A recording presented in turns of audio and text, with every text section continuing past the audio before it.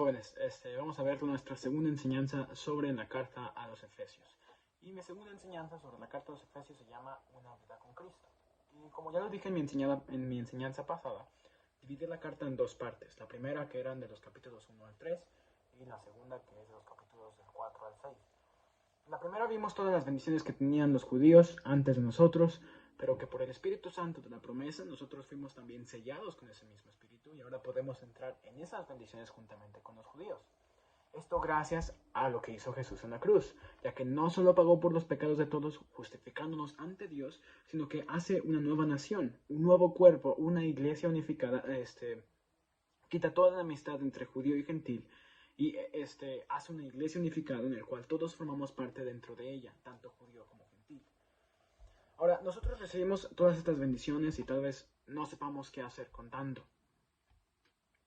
Es por eso que Pablo ve la necesidad de informar a los gentiles de todas sus nuevas bendiciones, pero también ve la necesidad de informarles lo que tenían que hacer con todas estas bendiciones. Y es por eso que entra el capítulo 4, el capítulo 5 y el capítulo 6, mi segunda división. Que mi segunda división va a hablar, Pablo está hablando más acerca de lo que tienen que hacer con todas estas bendiciones que tienen, que recibieron, cómo deben de actuar, cómo deben de vivir, cómo deben de actuar entre otras personas, cómo deben de hacer todo, básicamente. Y lo vemos literalmente empezando esta división. Efesios 4:1 dice: yo pues, preso en el Señor, os ruego que andéis como es digno de la vocación con que sois llamados. Pablo pide que actúen dignamente a la vocación a la que fueron llamados. Y esto es muy interesante, porque lo primero que pide Pablo es que actúen dignamente. Que dejen el pasado que tenían. Y de hecho lo dice también en el versículo 17, dice: esto pues digo y requiero en el Señor que no andéis más como los otros gentiles que andan en la vanidad de su sentido. Dice, ya no van a actuar más como otros gentiles, ya no van a actuar más como su pasado, porque ya no son su pasado, ahora son hijos del Dios Altísimo, ahora tienen todas estas bendiciones, entonces deben de olvidarse de todas las cosas que tenían antes, porque nada de esto importa ya. Lo que importa ahora es cómo el Señor está en sus vidas. Y esto es algo de lo que habla también la carta de Efesios. Pablo se centra mucho en tratar de decir que nosotros como cristianos debemos de representar eso. Debemos de actuar dignamente como cristianos, de actuar como cristianos dignos del nombre cristiano, porque debemos de actuar de manera diferente, dejando de lado otras personas, olvidando lo que otras personas hacen. Lo acabamos de leer, dice: no andéis más como otros gentiles, andad dignamente de la vocación a la que fueron llamados. Y esto Pablo hace mucho hincapié, porque es muy importante que nosotros como cristianos lo entendamos.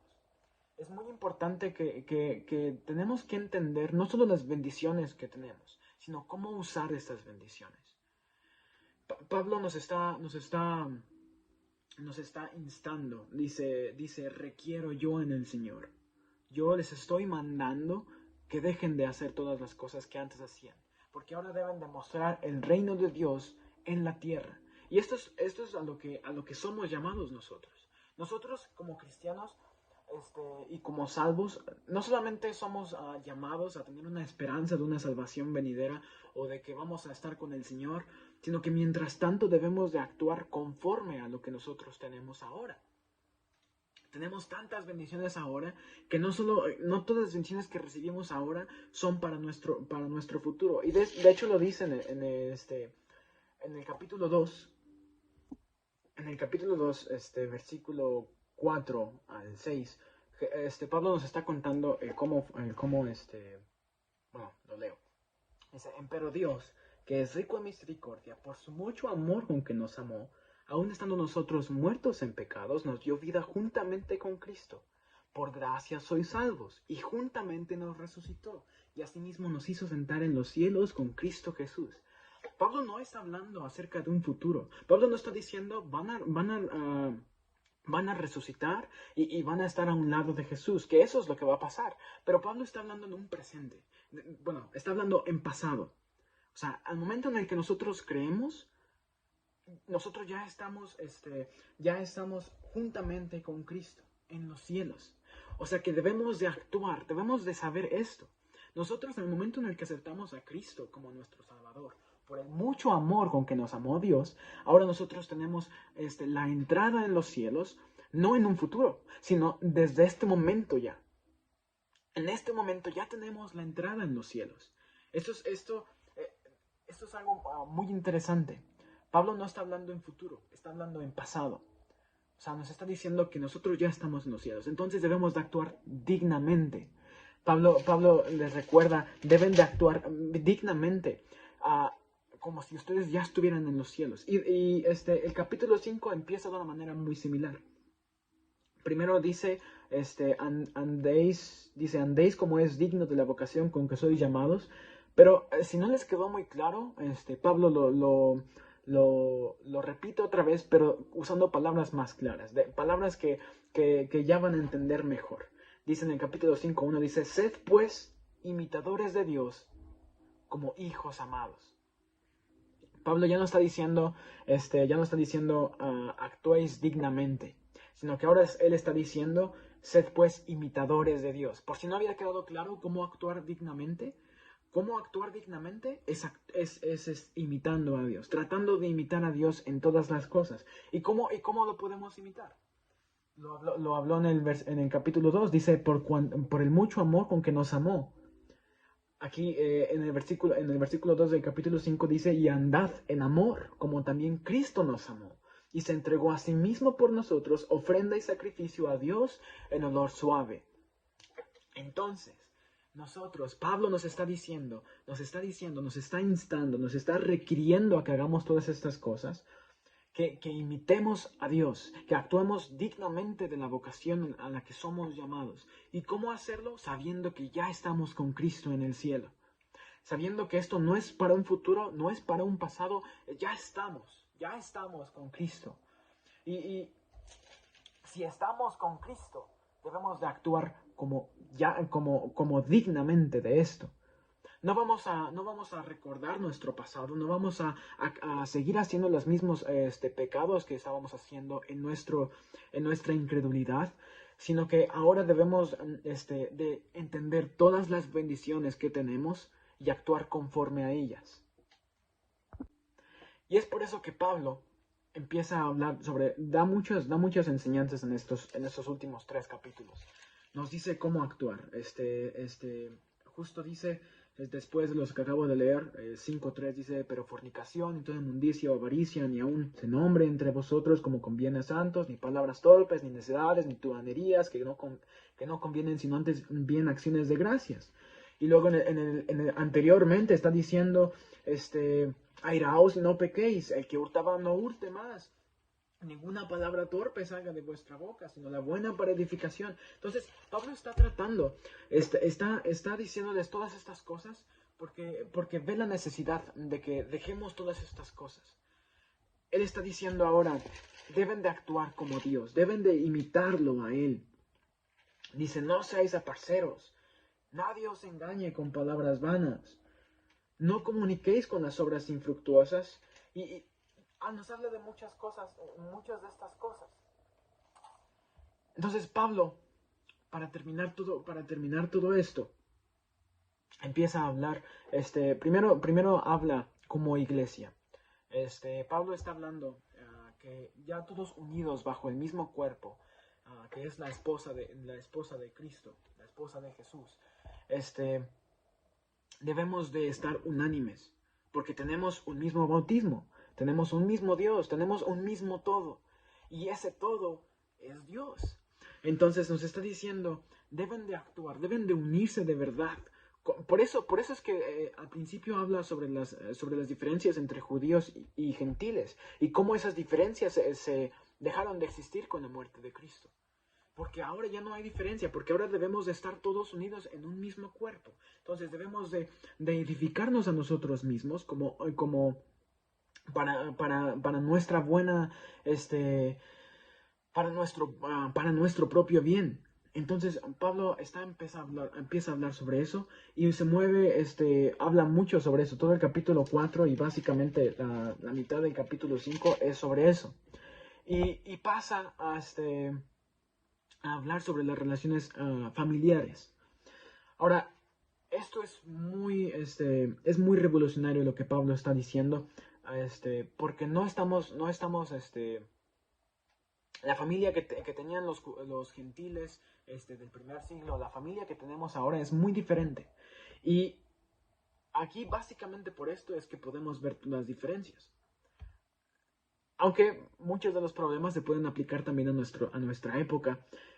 Pablo está hablando a familias, pero está hablando porque estas familias no eran como nosotros las tenemos ahora. Porque hoy en día sí podemos ver muchas cosas, que podemos tener muchas enseñanzas sobre estos capítulos, sobre estos versículos más bien. Pero Pablo está tratando de que estos gentiles de Éfeso entiendan todas estas cosas. Que necesitan aceptarse como unidos con los judíos. Deben de edificarse entre ellos mismos. Y para edificarse entre ellos mismos, Pablo ve la necesidad de que todo esto empiece desde la familia. Desde el núcleo familiar más pequeño.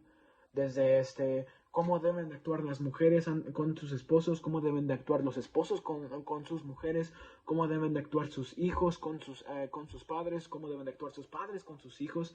E incluso habla también con los siervos, que anteriormente eran, no es como lo imaginamos hoy en día, cuando leemos siervo pensamos que eran esclavos y que eran maltratados y todas estas cosas, que no estoy diciendo que no era así, en muchas partes sí era así, pero esto no era así. Muchas de las veces estos siervos eran considerados como parte de la familia también.